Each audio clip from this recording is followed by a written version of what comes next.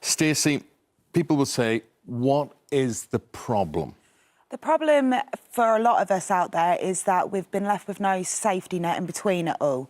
I agree with the whole overall, it makes it a lot easier for all the benefits to go into one, but it's in between that we're left without nothing. Okay.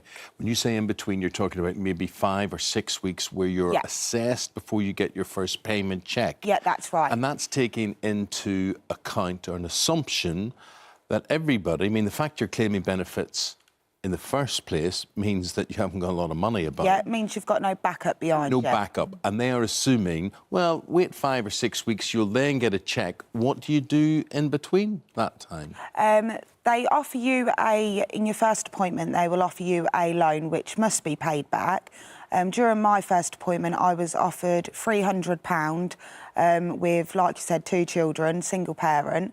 And they said that they didn't want to offer me any more than that because they were scared that... they weren't scared. They said they didn't want to offer me any more than that because it is something I have to repay out of my... Okay. Before we bring Jasmine in, and I know a lot of you watching at home, you will either identify with this because you're on it or you'll just be a bit in the dark as to what it's all about. But, Stacey, how much debt do you reckon you are in at the moment? I know I'm in over £800 debt. If we add little things like, well, it's not little thing, it is big things like council tax, I'm looking around the £900 mark. And is that purely because of this changeover? Yeah. They've not put nothing, like no safety in between for people. When you're going from employment support allowance to universal credit, your rent's not paid in between. So ultimately, you're left in rent arrears, and when you get your first payment, it's not backdate. Your first payment is your backdated one, and then it goes from your next. So how are you? So you've got £900 in debt. To you, how much is that? I mean, that some people will think that's not a lot. Some people think that might as well be. Someone who's on benefit, that is a lot. Otherwise, you wouldn't be on benefits. Yeah. So how are you paying your? Luckily enough, I have support of my mum and my stepdad, who have been absolutely brilliant during all of this. But people in the world don't always have that support. What about for those people who don't have no family? They're literally having to live out of food banks. It seems a very strange way of doing it, Jasmine, because Stacey's saying she understands. I mean, this is replacing 6 different benefits, isn't it, and putting it all into one. So you said on paper, that sounds very sensible. You go, it's much more, people will be able to understand it more.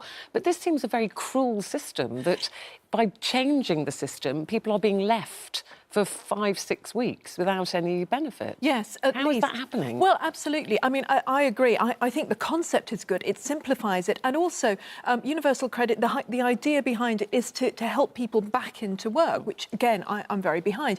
But, as you say, it's cruel. I mean, it's not just 5 weeks. In many cases, it's a couple of months people have to wait because of mistakes or, you know, other delays. And, as you say, people are being pushed to food banks. Apparently, in areas where universal credit's been rolled out, you've got a 30 or 40% increase in the use of food banks, and that can't be right. And it seems to be different in different areas. Yes, absolutely. So there is support, some support sort of in filling in these forms. I mean, who likes filling in forms? You've got all these actually I think quite difficult forms to fill in. So there is help from different places.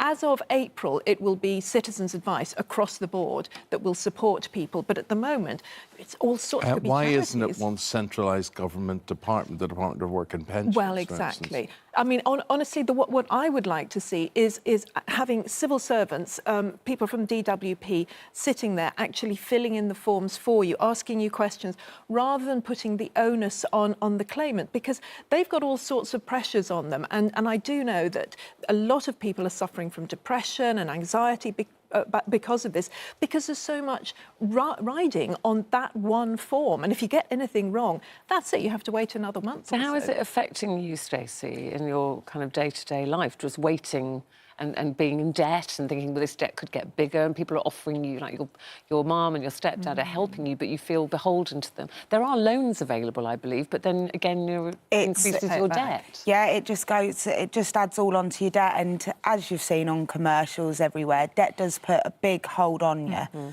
And when you suffer, as you said, from mental health as well, that plays a big part in your life. Every day you're waking up with the worries of what what can you do to get out of it? But that is the big question. What can you do? Because there is nothing. And Jasmine, so for people like Stacey who are watching, who are going to find them, if they're not in this situation already, because the system is changing different times in different areas, but they could find themselves in this situation, what should they do? Can you plan ahead for this? Is there help available? Well, there's not a huge amount of help, but I do recommend that people go to the website Turn to Us. So that's turn2us.org.uk. It's a charity.